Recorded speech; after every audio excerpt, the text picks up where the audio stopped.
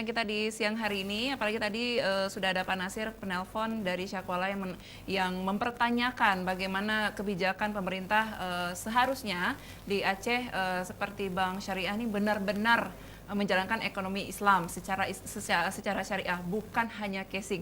Mungkin Pak Muku bisa menambahkan juga, nanti saya juga minta pendapat dari Bapak Maulana. Silakan Pak Muku.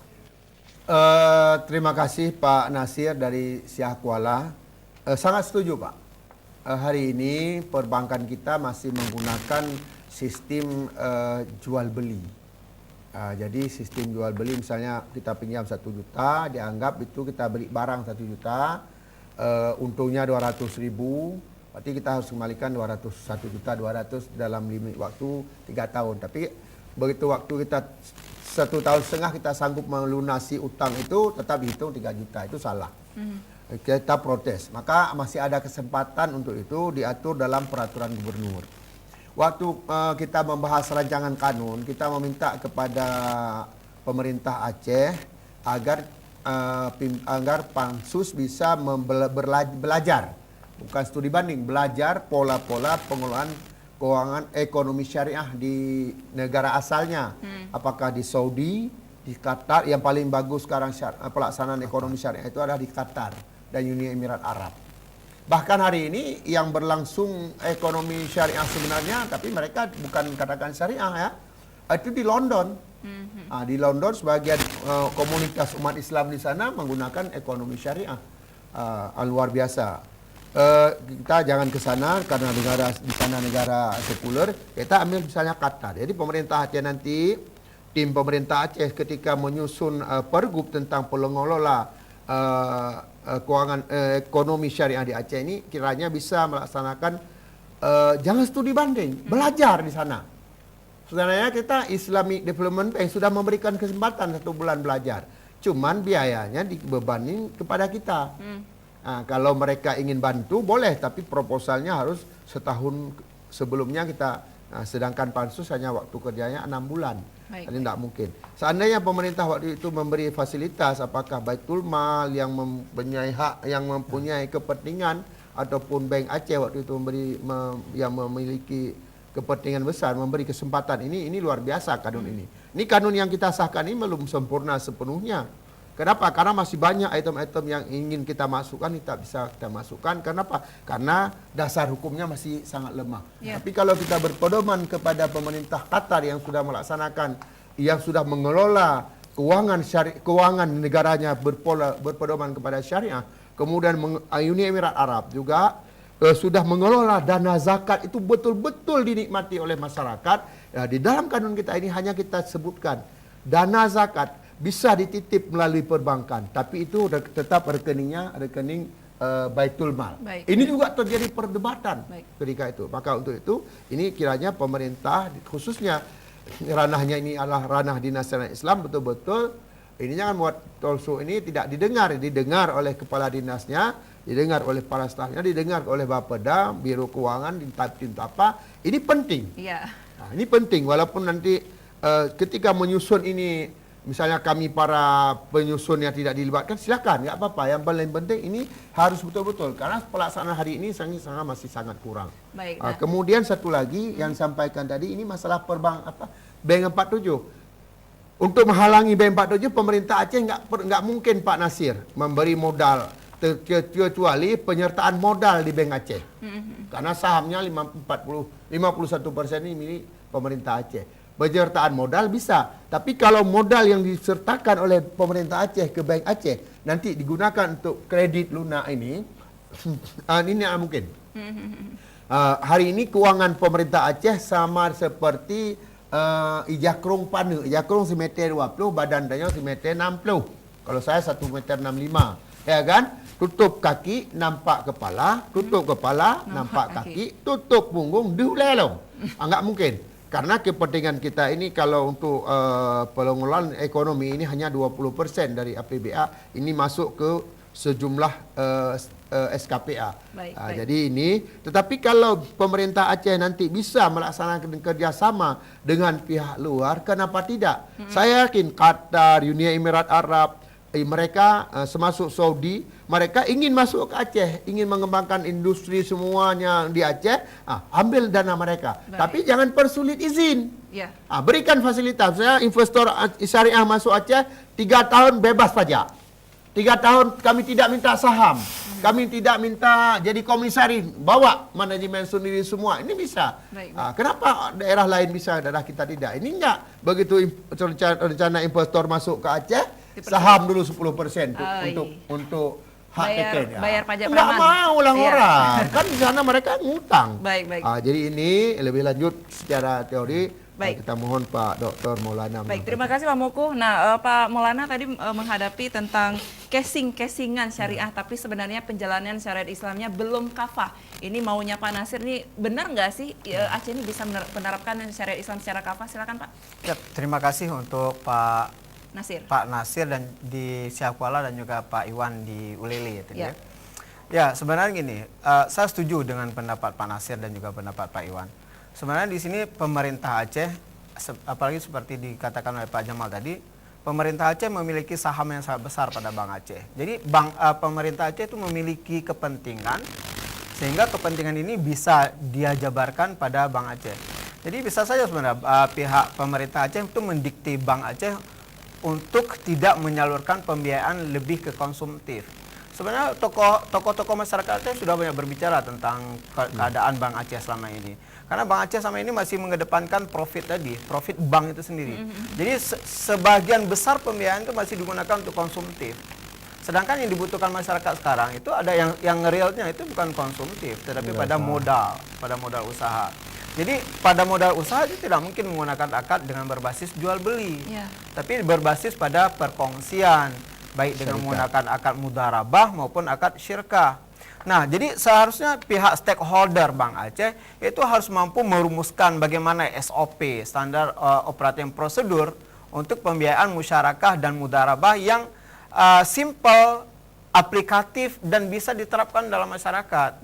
Nah, kalau memang Bank Aceh masih menggunakan sistem pembiayaan untuk yang bersifat konsumtif, maka masyarakat Aceh tidak bisa membedakan yang mana bank syariah dan yang mana bank konvensional. Kenapa? Karena sama saja. Kenapa? Kan seperti kita ketahui bahwa jual beli itu kan sifatnya untung. Ya, kalau pada sistem ekonomi itu sudah jelas. Dia itu predictable keuntungannya. Sedangkan pada syirkah atau pada kerjasama itu tidak bisa diketahui secara pasti berapa keuntungan yang akan kita peroleh. Kenapa? Karena sama-sama menanggung risiko. Ini bank tidak mau menanggung risiko. Kenapa? Karena bank selalu ingin mendapatkan keuntungan. Padahal pada bank syariah, prinsip keuntungan itu juga unpredictable, tidak bisa diketahui secara pasti. Nah, bagaimana sekarang dibuatlah tata kelola yang bisa mengukur tingkat kehati-hatian bank dan juga bisa memastikan berapa tingkat keuntungan yang akan diperoleh. Nah, selama ini pihak bank juga sangat instan untuk akad-akad syirkah dan akad mudharabah. Mereka hanya menyalurkan kepada pembiayaan yang sudah diketahui tingkat profitabilitas usahanya. Nah, jadi biasanya itu untuk usaha-usaha yang makro atau usaha-usaha yang memang seperti pengadaan pada kantor pemerintah akan diketahui berapa tingkat keuntungannya. Sedangkan untuk usaha mikro seperti tadi seperti home industry atau usaha-usaha sejenis lainnya itu kan tingkat keuntungan tidak kita ketahui. Tapi untuk Aceh saat ini itu usaha yang paling banyak digeluti oleh masyarakat. Nah, kalau pemerintah Aceh tidak punya atensi terhadap pemberdayaan ekonomi masyarakat, maka dipastikan kemiskinan sekarang yang menjadi hal yang sangat memomokkan bagi pemerintah Aceh tidak akan pernah terentaskan. Jadi solusi yang paling baik adalah beri akses perbankan dengan prinsip kerjasama. Jadi ini juga harus akan menjadi image yang bagus sebenarnya bagi Bank Aceh kalau stakeholder Bank Aceh ingin mengubah sistemnya. Tapi lagi-lagi sehingga saat ini saya juga nggak tahu bagaimana pihak DPS ini mengkomunikasikan dengan pihak manajemen operasional pada Bank Aceh ini. Apakah mereka mengedepankan apa yang menjadi aspirasi bagi masyarakat atau tidak? Kan aneh nih Pak Jamal, kan udah beberapa tahun sudah disalurkan dana kompensasi dan juga bagi hasil migas, tapi tidak menyelesaikan persoalan kemiskinan di Aceh. Bahkan yang paling mengerikan kan yang seperti di Aceh Utara itu masih kita peroleh misalnya di media sosial masih viral. Urang yang diup jambu. Ya. Ini kan sangat ironis, Ya. sangat ironis. Jadi berilah sekarang kesempatan bagi masyarakat Aceh untuk bisa memperoleh akses modal. Jadi bank ini juga harus bukan harus ya, memang bank yang wajib memberikan solusi masalah keuangan ini. Jadi kalau bukan Bank Aceh yang memiliki kepedulian untuk meningkatkan kesejahteraan masyarakat Aceh, siapa lagi? Ya. Kita ingin dari Bank Mandiri, Bank Syariah Mandiri, dari Bank BRI Syariah, Bank BNI Syariah, nggak mungkin. Kenapa? Karena itu punya pemerintah pusat, bukan pemerintah Aceh. Kan inilah masalahnya. Seharusnya yang pemilik saham ada pemerintah Aceh. Pemerintah Aceh kan punya bargaining position untuk mendikte manajemen Bank Aceh untuk mengubah sistem pembiayaannya. Tidak gampang memang, tidak ada contoh, tapi ada contoh di luar seperti dibilang Pak Jamal tadi. Nah, jadi ini kan mau nggak mau masyarakat juga harus menghadapi kondisinya seperti itu nih Pak.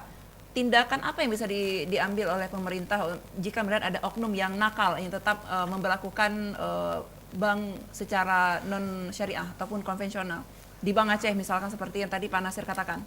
Ya, kan seperti tadi Pak Nasir bilang. Pak Nasir itu yang agak gemes dia kan tadi. Bank yang melabelkan syariah, tapi pada tataran implementasinya tidak ada syariahnya. Kenapa? Karena yang dia lihat itu bukan konversi, tapi hanya merubah casing. Seharusnya kalau konversi kan totalitas, convert berubah itu. Totalitas artinya dari pembiayaan konsumtif berubah menjadi pembiayaan produktif. Ya. Jadi kalau hanya untuk membeli mobil, untuk membeli motor, untuk membeli rumah, bank konvensional juga bisa. Sama saja, apalagi pembiayaan pada bank syariah itu juga menggunakan sistem anuitas. Sekarang yang dibutuhkan itu ada kemampuan masyarakat untuk menerima pembiayaan, ya memang pembiayaan itu pro kepada masyarakat. Artinya apa? Kalau masyarakat merugi, bank juga merugi. Jangan paksa ketika masyarakat merugi, bank harus untung. Kan ini bukan bagi hasil namanya. Ya, setuju. Nah, jadi selama ini yang terjadi seperti itu. Artinya apa? Bank berubah itu hanya berada pada tataran permukaan saja. Kalau Pak Nasir bilang tadi itu masih casing. Jadi permukaan saja.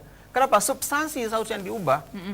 Bukan hanya pada mekanisme, tapi substansi. Yang dibutuhkan masyarakat ada modal yang didasarkan pada kerjasama. Bank menyalurkan modal, kemudian masyarakat yang mengolahkan itu supaya mendapatkan keuntungan. Keuntungan itu yang di-share dengan pihak bank. Jadi jangan belum diusahakan, belum dioptimalkan usaha, belum diperoleh hasilnya, langsung ditetapkan berapa persentase keuntungan. Itu nggak mungkin. Iya, baik. Ya, ini yang menjadi problem. Kenapa? Karena bank syariah sekarang ini betul-betul murni menyontek aplikasi pada bank konvensional. Hanya tinggal diubah, kredit diubah menjadi jual beli. Ya, kemudian interest diubah menjadi margin. Jadi solusinya masyarakat boleh memilih ya. Seharusnya bukan boleh memilih sekarang. Kenapa? Karena masyarakat itu harus diberikan yang Islami. Sekarang kenapa? Karena pada banyak aspek kita sudah melaksanakan syariat Islam. Kita sudah melaksanakan syariat Islam pada bidang warisan, pada bidang jenayah. Karena kenapa pada bidang ekonomi masih ada opsi? Setuju. Ya, seharusnya sesuatu yang masuk dalam tubuh kita tuh juga harus halal, ya kan? Kalau masih ada di dalam darah kita ada sumber-sumber yang riba, itu patut dipertanyakan apakah ibadah kita diterima atau tidak. Padahal sudah jelas dalam hadis Nabi, Rasulullah menyatakan bahwa dosa riba yang paling ringan itu sama seperti dosa seorang anak menzinahi ibunya. Nah, kalau itu yang paling ringan, bagaimana yang paling berat? Nah, kita juga mempertanyakan jadinya kan orang yang bekerja pada bank konvensional itu tingkat kesalehannya bagaimana? Betul sekali, karena mereka secara tidak langsung makan uang riba juga ya Pak ya? Bukan hanya memakan uang riba, mereka inilah yang menjadi biang kerok terjadinya riba di Aceh. Wow. Ya kan? Ujung-ujungnya memang nggak mengenakan, tapi itu sebuah fakta yang harus kita hadapi. Kenapa? Nikmat Pak. Ya memang kalau sumbernya memang nggak halal, ya memang nikmat. Kenapa? Karena tadi memperolehnya sangat gampang ya kan? Sekali, ya. Mereka hanya bekerja mengelola uang, terus dapat keuntungan diperoleh dengan gaji yang sangat besar. Padahal nyak-nyak di situ bekerja dari pagi sampai sore hari, keuntungan yang diperoleh cuma berapa? Iya, iya. Ya, coba mungkin nanti sesekali orang yang bekerja pada bank syariah atau bank konvensional pada weekend hari Sabtu hari Minggu datanglah ke pasar Penayung, datang ke pasar Aceh. Bagaimana kehidupan masyarakat? Ini kan menyedihkan sekali. Ini sudah untungnya cuma 2.000, minta kurang lagi Pak ya. Masih minta kurang. Ini ya, jadi gap kesejahteraan ekonomi antara masyarakat di dalam masyarakat itu masih sangat jauh. Masih sangat jauh. Mungkin kalau orang bank ya nggak mungkin mereka berbelanja di pasar Penayung. Mereka belanja ke mall. Oke, Jadi baik. kapan mereka melihat kondisi real tingkat kesejahteraan ekonomi masyarakat marginal? Baik. Nah ini jikalau ada oknum nakal yang masih menjebak nyak-nyak ataupun pengusaha mikro, pesan apa yang ingin Anda sampaikan? Saya pikir gini, Bu, secara substansial antara bank 47 dengan bank konvensional itu nggak ada beda. Kenapa? Malah di satu sisi bank 47 atau rentenir itu mereka yang mendekati, artinya mereka memberi solusi kepada masyarakat. Tapi di sisi lain bank konvensional mereka dengan di tempat asli, bank masyarakat harus datang ke tempat itu kan. Ya. Dan baginya itu punya nggak waktu untuk datang ke bank? Tidak. Nggak mungkin, kenapa? Karena sehari mereka datang ke bank, sehari aja mereka tidak akan punya penghasilan yang mereka bisa gunakan untuk biaya hidup. Iya. Nah sekarang kalau kita kita lihat dari sisi praktisnya yang lebih mana praktis? Pasti lebih praktis pihak bank 47 tadi. Datang ke Karena lokasi. mereka memberi. Kemudian tanpa syarat yang berat. Kalau pada bank konvensional mau nggak tanpa ada jaminan yang jelas? Sekarang misalnya BPKB Pak. Kalau BPKB hanya diberikan, itu bank nggak mau. Kenapa harus diikat dulu dengan jaminan dengan akte notaris? Berapa harus kita bayar sekarang untuk akte notaris? Bank 47 nggak butuh itu, asuransi lagi. Baik. Jadi uang belum di tangan, kita harus membayar dulu ke bank untuk biaya administrasi, untuk bayar notaris, untuk bayar asuransi. Ini orang mana yang punya uang seperti itu? Ini apalagi di depan ini. Ini adik-adik yang memang generasi muda, mereka dididik wirausaha, tapi mereka tidak punya akses modal. Ujung-ujungnya apa impian mereka? Jadi pegawai negeri. Jadi Itu karyawan praktisnya. karyawan bakti. Ya. Bakti. Seharusnya kan mereka itu punya peluang untuk mengaplikasikan ilmu yang sudah mereka peroleh. Tapi akses modal nggak ada. Nah ini yang menarik. Saya punya kawan di Amerika. Mereka menyatakan fresh graduate di Amerika, ketika mereka berhubungan dengan bank, 2 tahun itu tidak diminta pengembalian modal. Wow. 2 tahun tidak minta pengembalian modal untuk fresh graduate yang ingin membuka usaha. Ada nggak di Indonesia seperti ini? Tidak. Atau di Aceh khususnya? Nggak berani Pak. Ya, dengan banyak bergelimang uang, di satu sisi ya, pemerintah mulai banyak sekali uang, tapi di sisi lain masyarakat kekurangan modal. Ini sangat ironis sekali. Ada di bumi syariah. Baik.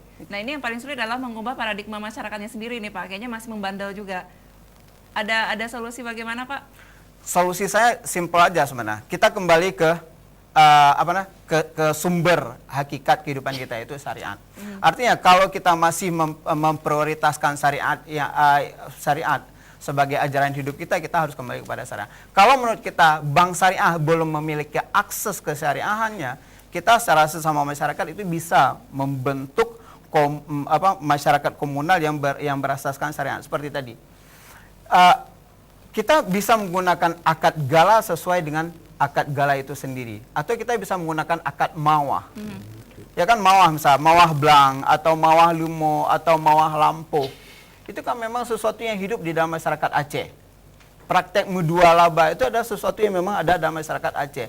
Jadi sebenarnya dalam masyarakat Aceh itu leluhur kita itu sudah mewariskan banyak sekali bentuk-bentuk aplikasi ekonomi syariah. Tetapi karena pola hidup kita yang memang cenderung materialistik, ini kita lupakan.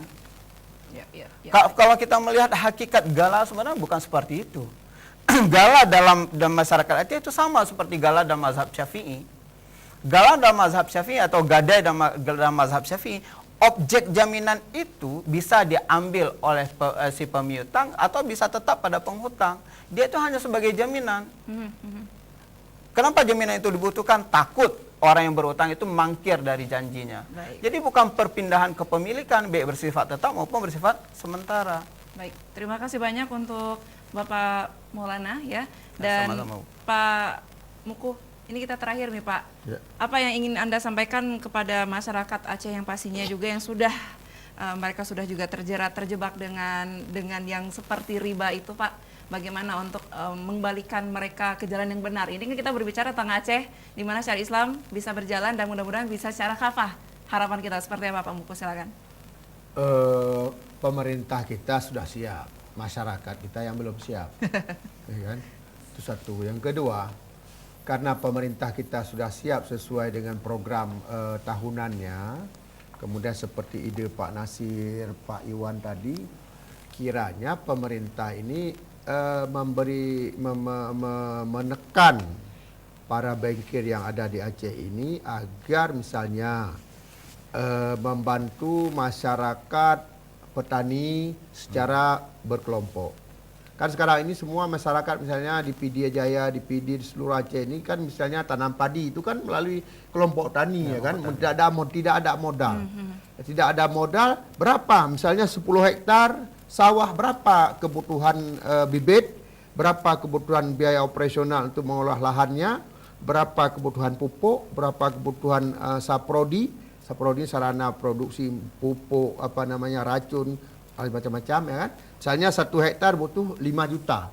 Itu bank turun ke sana mengelola, mengawal, membina masyarakat sehingga nanti begitu panen, misalnya 1 hektar dapat padi 10 ton, menghabiskan modal 5 juta. Begitu padi ini dijual, mendapat anggaran keuntungan misalnya dapat uangnya 15 juta. Ya. Nah, ini sederhana ya Pak Doktor ya. Nah, berapa keuntungan? Kan 15 juta, modalnya 10 juta keuntungan.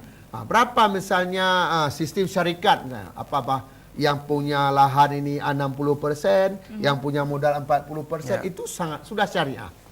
Hari ini semua petani-petani kita di kampung yang ada lahan, yang ke sawah, yang tanam padi, yang tanam macam-macam, ini kan mengambil modal pupuk dari toke.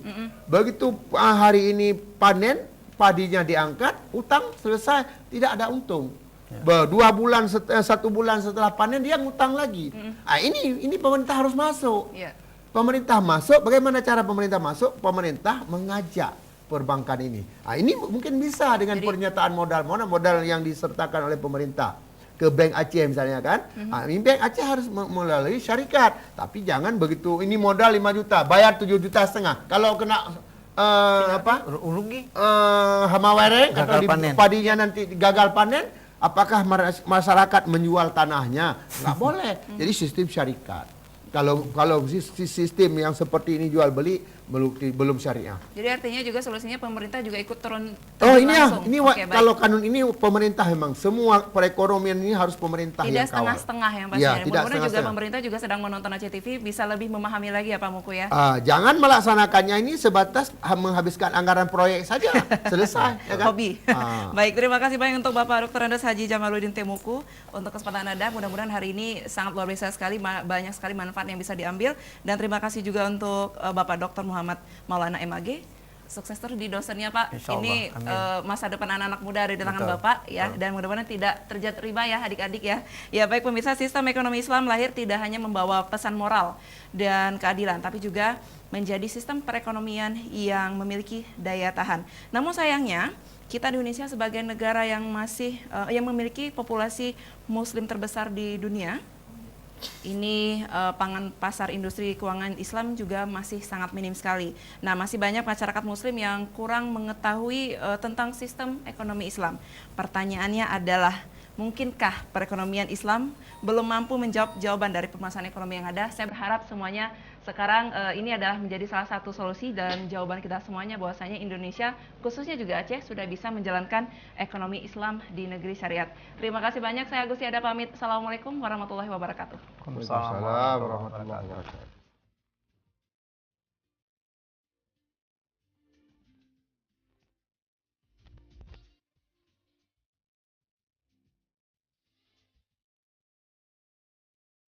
Berharap semuanya sekarang ini adalah menjadi salah satu solusi dan jawaban kita semuanya bahwasanya Indonesia, khususnya juga Aceh, sudah bisa menjalankan ekonomi Islam di negeri syariat.